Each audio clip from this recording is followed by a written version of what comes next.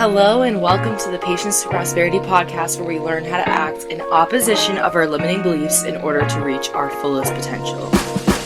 Hi guys, it's Lizzie. Welcome back to the Patience to Prosperity podcast. I'm so excited to have you here.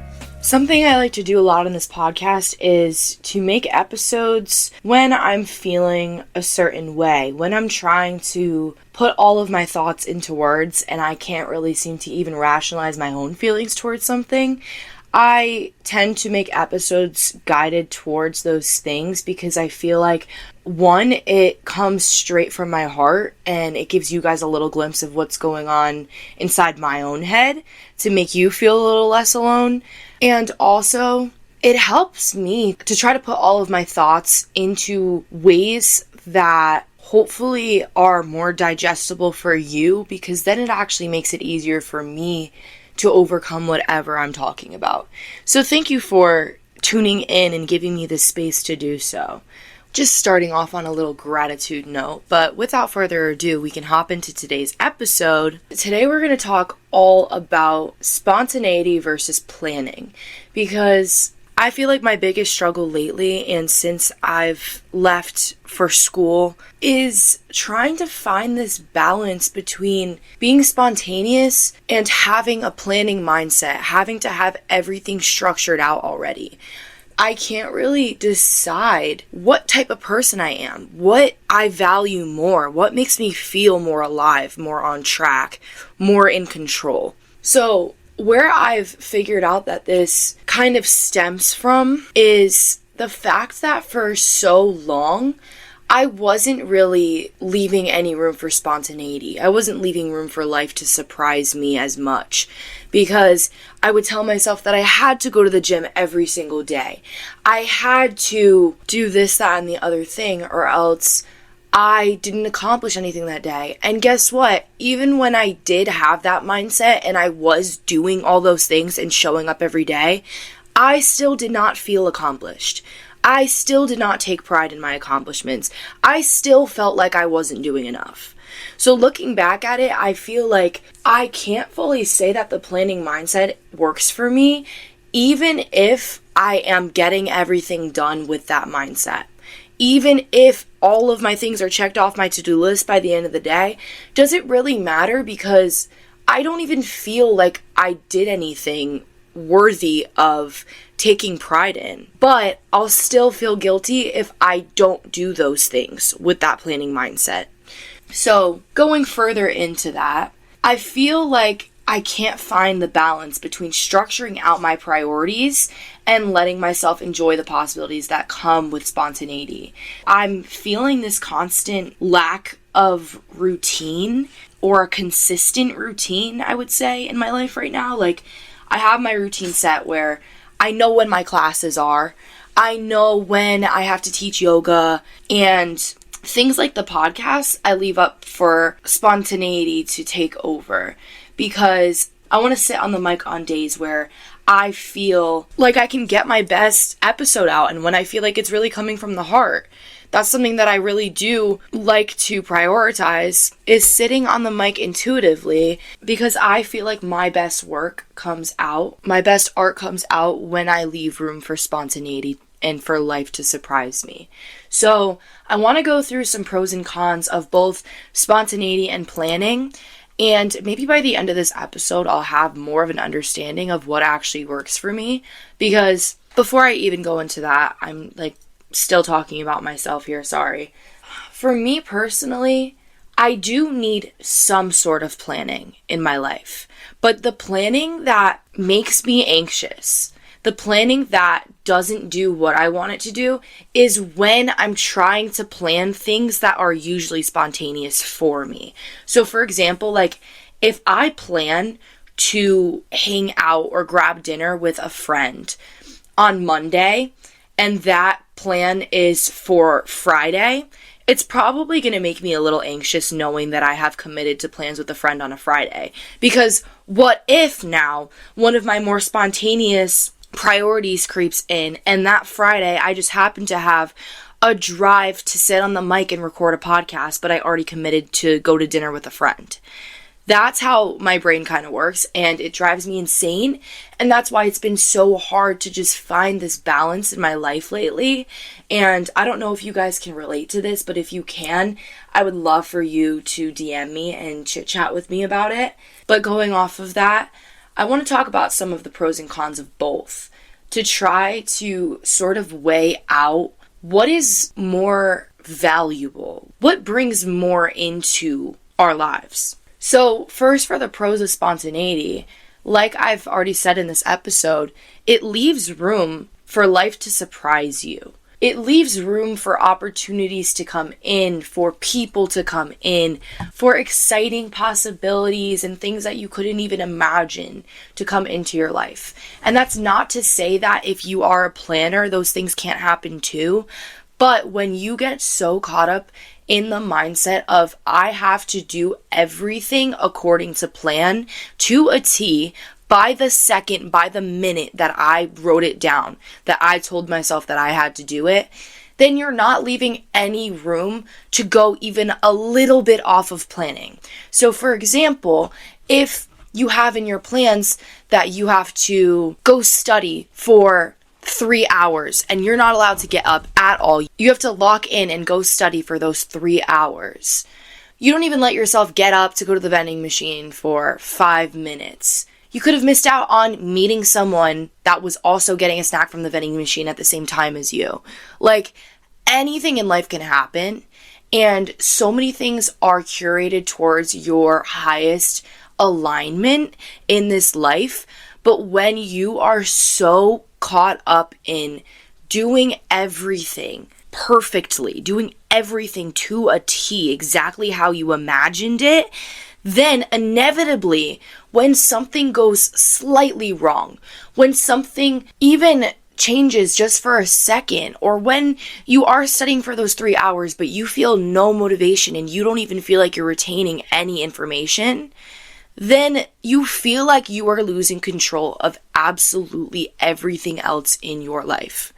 And that's one of the biggest downsides with spontaneity. And I know that I was just trying to talk about the pros, but with the pros comes the cons.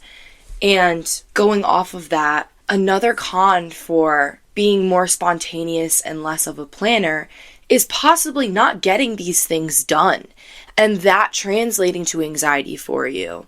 Because I said this in my episode from 2 weeks ago, on my episode where I talked all about anxiety. But basically, when you are really anxious, it makes it harder to get things done. And then when you're not getting things done, that translates to even more anxiety.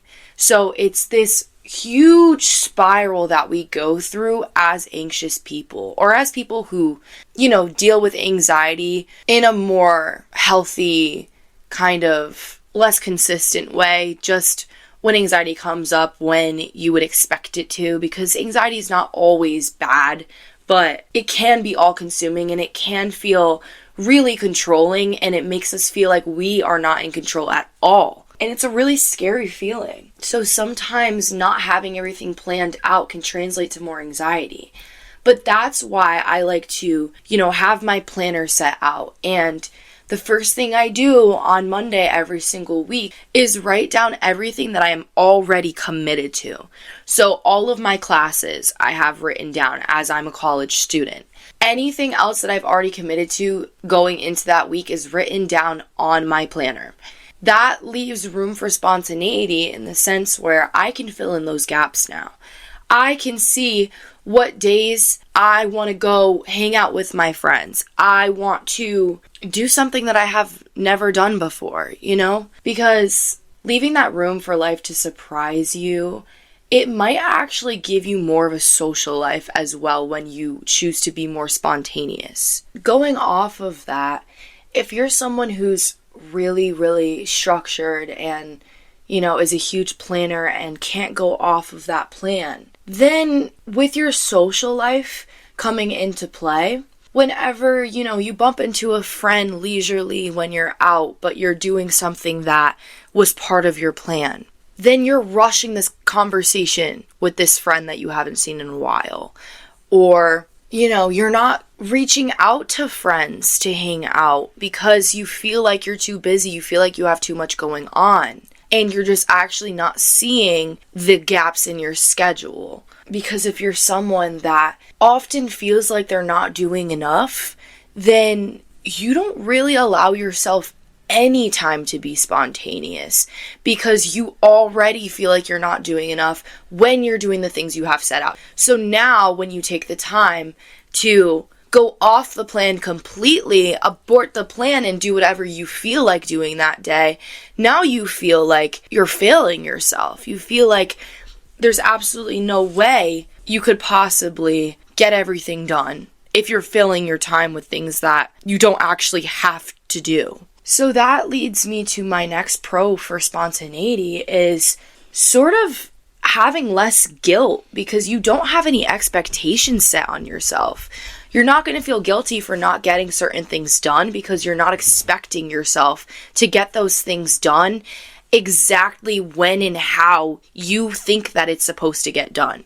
Because we all create these delusions and these stories in our head that we choose to believe. And most of the time, they're completely irrational.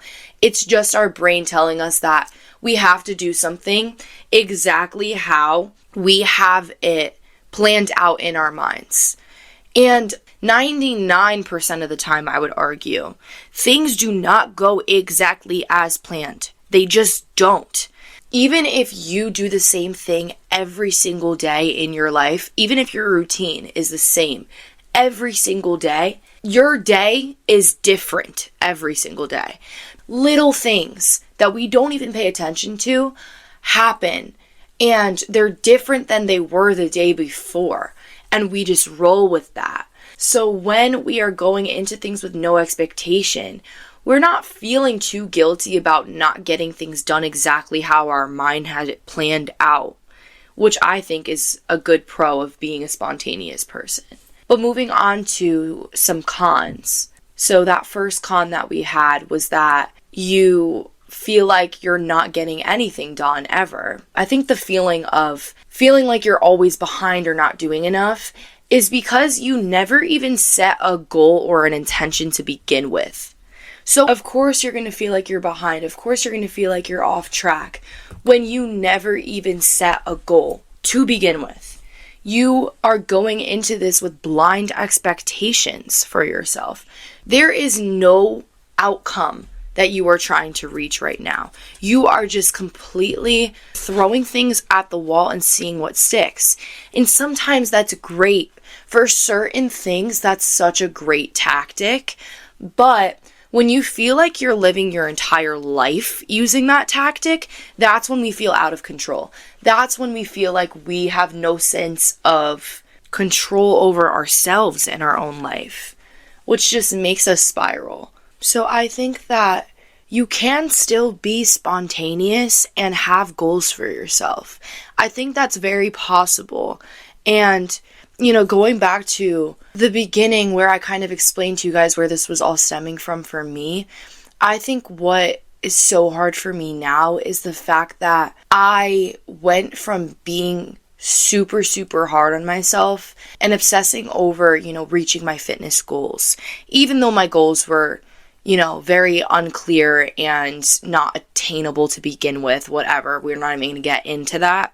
But since I went in with this mindset where, I had to get everything done, and I was getting those things done. Now that I have healed so much more and I've allowed myself to, take those days off when I feel like I need a day off. I've allowed myself to listen to my body and to honor its needs and all that stuff.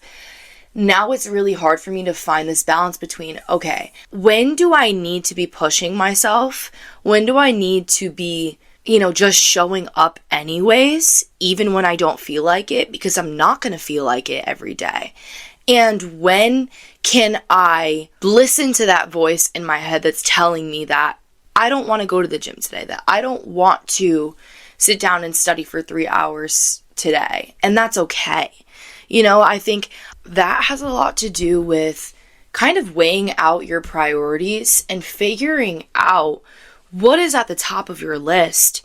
Because that's another thing that I think has been tripping me up since coming to Virginia for school, is having to reassess my priorities. But, it's really hard trying to go from being someone who was overly obsessed and overly structured with their routine to someone who's trying to be more gentle in life, gentle with themselves, gentle with all of the expectations that we have on ourselves. Because I'm a person that has big expectations and big goals for myself, because I know that I have it in me to be able to have a lot on my plate at once. I've shown myself countless times throughout my life that I can handle a lot on my plate. And that's not to say that I don't burn myself out, because I totally have in the past. And that's why I think spontaneity is vital for the process. I don't think it's choosing between, am I a planner or am I a spontaneous person, and what works more for me. I think it's more about having a structured plan and leaving room for life to surprise you, leaving room for the things that really matter to you, but don't necessarily lead you towards your goals. Don't necessarily play a role in attaining and achieving and accomplishing all the time. Just doing it because it feels good for your soul, because it helps self-soothe you, because it keeps you on track, because that's how we keep ourselves from burning out, is by leaving room for life to surprise us, is by leaving room for spontaneity and doing the things that light a fire in our soul. Not always going until we crash and burn. So I like to think about it as leaving room for spontaneity in the planned tasks that you have set out for yourself. So taking that gym, for example, you go to the gym 3 times a week, but you can pick those days or the type of workout that you want to do that day. So part of you is still going off of feeling, because say you have it set out for yourself that you have to hit a hard leg day today, but you already know that it's not going to be your best workout because you're low energy today, because your legs are still sore from the last workout, whatever it might be. Leaving room for that spontaneity, telling yourself, okay, maybe today I can just go on a treadmill walk because that sounds really good to me. Maybe today I can just go on a walk outside because I'm still moving my body. That's still getting me towards my goal. Letting yourself fall off track a little bit, fall off schedule a little bit, and not fall off schedule because that's not what you're doing when you're letting yourself be more intuitive with things. You're still working towards your highest goal you have set out for yourself. You're still doing something. You are still moving at the end of the day. So maybe you work on your art 3 days a week. And this 3 days a week tactic is something that I've been using a little bit more for working out, because it allows me to now assess what days I'm actually really feeling the gym. What days I'm like, you know what? I do have the time today to crush a workout, and I do feel like that would help me mentally. So maybe I should get myself to the gym. And then just finding time 3 days a week. So 4 days out of my week, I don't have to work out. And I can take those days off. That lets me be a little more spontaneous with it and intuitive with when and how I want to work out. But going off of that, it's important to come clear with your intention. Why are you doing this? Why do you want to work out 3 times a week? What is the final goal? And what is that goal going to bring into your life? How is it going to change your life? It is so important to ask ourselves these questions, because if we don't, then that is when that imposter syndrome creeps in. That is when we can't even see how much work we're doing. We don't even know how much progress we're making. Your intention is your why. It's your purpose. It's the reason why you're showing up for yourself 3 days a week. So seeking motivation from the overall goal or final outcome you're striving for makes it a little harder to see the progress that you're currently making, which will make the outcome less satisfying than you're hoping it to be.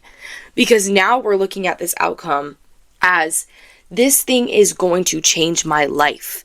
When I get there, I am going to be a changed person. But if you are just so focused on that final goal, you're not seeing all the progress you're making right now. You're not seeing the 5-pound increase in the weight you're lifting. You're not seeing the growth that is coming from journaling 3 days a week. You are not seeing these things because you are so concerned with the final version of yourself you have put out in your head. So that leads me to figuring out what types of structure really work for you. Maybe you're more timely structured. So telling yourself, I need to work on my craft for 10 minutes a day would help you more, because this leaves room for spontaneity in the sense that you get to choose now when to take those 10 minutes and to devote those 10 minutes to your craft. And I want to emphasize the word devote, because we're not just taking 10 minutes a day and sitting at our desk twiddling our thumbs. We are sitting down and devoting all of our attention to whatever we have set out for ourselves for those 10 minutes. And I'm just using 10 minutes as an example. You can fill in the blanks however you wish to there. But it's also structured in the way that you have to find those 10 minutes. So you still feel like you have some sort of structured routine, because you still have to fit that into your schedule every day. So by doing this thing every day, you're being consistent, which is actually building a habit over time, which will ultimately translate to creating a structured, consistent routine for yourself. So I really do think that the 10-minute a day approach is so good. And I think it's a perfect place to start, especially if you relate to what I was explaining to you guys in this episode with how I felt so out of routine for the reasons I explained to you. If you feel like you're beginning and trying to find a new routine right now, telling yourself to do something for 10 minutes a day that you're trying to fit into your routine might actually really help you. And if the 10 minutes a day doesn't work for you, maybe doing the 3 days a week, like I mentioned right before that. Another type of structure that might work for you is more of a ritualistic structure. So this is like your most structure that you can get. This is when you do something at the same time every single day, and it becomes a routine and habit because you are doing it right when you wake up or right before you go to bed. And it is just part of your routine. It's a ritual now. So this only gets unhealthy when you compromise your own physical or mental well-being to fit this thing in. Because there are going to be off days. There are going to be days where we do not show up as our best version, but we're still expecting ourselves to feel the same way after doing this task, to show up with the same amount of energy and the same amount of excitement every single day. And then when we don't, that's when we feel horrible. That's when we feel imposter syndrome. And I just want to note a little con for the planning mindset. I've noticed that when we feel like we have to follow everything as it's planned to a T, then we start rushing everything else in our life to make room for the things that we have planned. And that is just completely taking away from the purpose of life. We're supposed to be allowing life to surprise us. We're supposed to be going with the flow a little bit and not feeling completely derailed by just one thing slightly changing or going slightly differently than it did the day before. So some things that I have to remind myself in order to keep a healthy balance. Number 1, you get to, not you have to. You get to do these things. I don't care if it's working out. I don't care if it's studying. I don't care what it is. You get to do those things.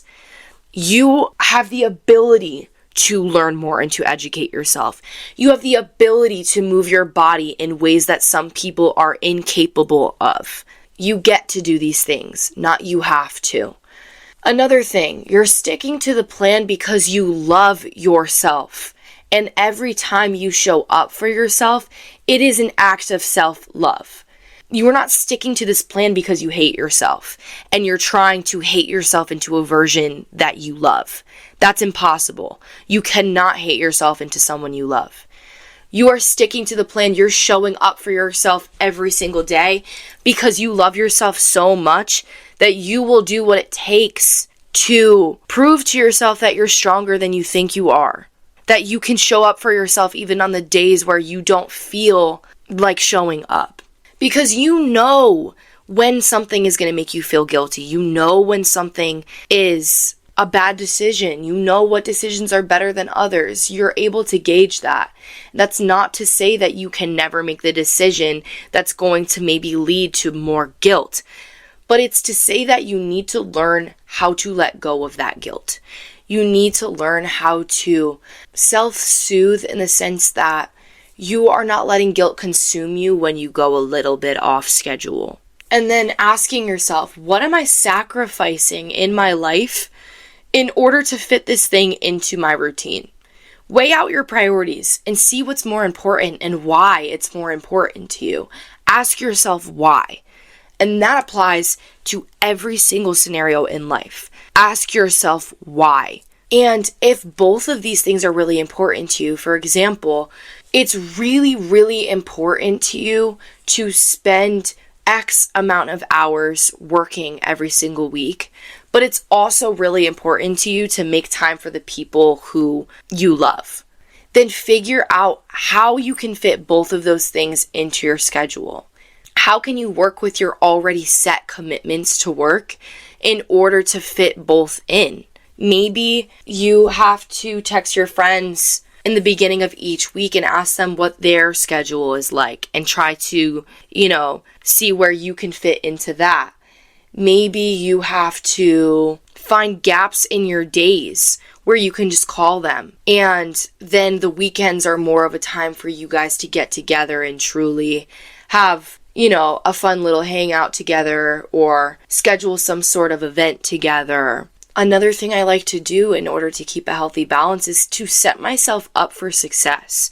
So for example, for me personally right now, working out is what is hard to fit into my planned routine or to make a planned routine out of, right? So picking out my workout clothes the night before, or leaving room for spontaneity and seeing what colors or items of clothing feels best that day. Sometimes that's the route to do it, but sometimes picking out my workout clothes the night before gets me in the headspace immediately when I wake up that is the plan I had set out to do. So I can't let myself down now. That's what I set myself out to do, and it gets me more in the headspace of, okay, that's what we're doing today. Like, you can always talk yourself out of it. You can always talk yourself out of it because of course we would rather sit at home and do nothing than go push ourselves in the gym or go make ourselves lock in and work towards our craft or whatever it is. Of course we would rather sit down and do nothing. You can always talk yourself out of it. So you have to set yourself up for success in the sense where the current version of you is already thinking about the version of you tomorrow and how she can help her out. Another thing, make it fun. If you have to sit at a desk to get this thing done, light some candles, play a good playlist that relaxes you and makes you feel good. Do some breathing exercises, maybe even look up some breathing exercises. Do a quick journal prompt to check in with yourself. Make it fun, make it enjoyable, make it something that you can look forward to. So instead of telling yourself, oh, I have to go sit and lock in at my desk for X amount of hours, say, I get to sit at my desk and light some candles and play some good music and have a fun time and self-soothe and really take this time for myself. Really check in with myself right now and give myself everything that I could possibly need in this very moment to help me get in my best headspace to produce my best work. And then another thing is making small, very specific goals week by week. This is something that I feel like we often forget about, but your goals have to be very specific. Like, I know for the longest time when I was working out and it became a really unhealthy kind of obsessive habit, I'm pretty sure my outcome the entire time was to just, become the skinniest version of myself, have six-pack abs, have the most unrealistic body expectation on myself whatsoever, and do anything I possibly could to try to get there as fast as possible. You have to make specific, smaller goals for yourself week by week, because that's what helps you actually see how much progress you're making. So, for example, this week I am going to get my work done by spending at least 10 minutes a day on it and being gentle with myself in the process, by self-soothing often, by giving myself what I need often. That's a goal for yourself this week. So now we can evaluate and take notice to the progress we're making. Even when we don't reach our weekly goal precisely, we can now assess what changes need to be made in order to reach it next week. This eliminates any later surprises, and it ensures that by the time we reach our final goal, we are confident in ourselves and our ability to keep going with this goal, to keep building off of it, and to find other pathways that build off of it. Because I feel like a lot of the times we set out this huge goal for ourselves and we don't evaluate ourselves at all in the process. And then by the time we reach that goal, we are so tired and burnt out that we don't even appreciate having it. And then we fall out of our routine completely, and we feel like we're losing a part of ourselves in the process because we just spent so much time devoting to this goal. And now that we have it, we can't even seem to feel pride in it. We can't even seem to see how much progress and how much work went into it, because all of that just became a structured routine for us. So, closing out today's episode, try to find this balance between spontaneity and planning. Trust me, I know how hard it is, and I think that it's something that just comes with time. I know that's something you probably don't want to hear right now, but I think it is something that comes with time, because especially if you're anything like me right now and you just immerse yourself in a completely new routine, you need to figure out what parts of your routine really make you tired by the end of the day, really burn you out, and what days in your week you have room for more spontaneity. You have room to, either work on your priorities and get those things done, or call a friend, or hang out with a friend, or, go shopping and do things that make you feel good. There is room for both in life, and both are extremely important for us to indulge in. So I wish you the best of luck in finding this balance in your life. Know that you are not alone. Know that things are not always 50-50. Sometimes it's going to be 80-20, and that changes week by week. So don't have your mind so set on things needing to be so split in the middle, because that's not completely realistic. But I hope this episode helped you in this process and maybe eased your mind a little bit. Like I said in this episode, please reach out to me. Feel free to DM me on Instagram or on TikTok at Patience to Prosperity with any questions, comments, or concerns. I'm always open to chit-chatting with you guys. I love to yap, so feel free to reach out. And I just want to say thank you for all of your support. Thank you for coming to my platform and for being such a driving force for me to put my art out there and really speak true to my heart and try to reach you on a similar level. I would love nothing more for you guys to leave a review on the show. It really helps me reach like-minded people just like you. So if you would give the show a 5-star rating if you enjoyed this episode, and maybe leave a review explaining what it is about this podcast that you like or that you want to see more of, I would really appreciate that. I will see you guys next Monday with a new episode, and that's all I have for you. As always, come as you are and leave a little more healed.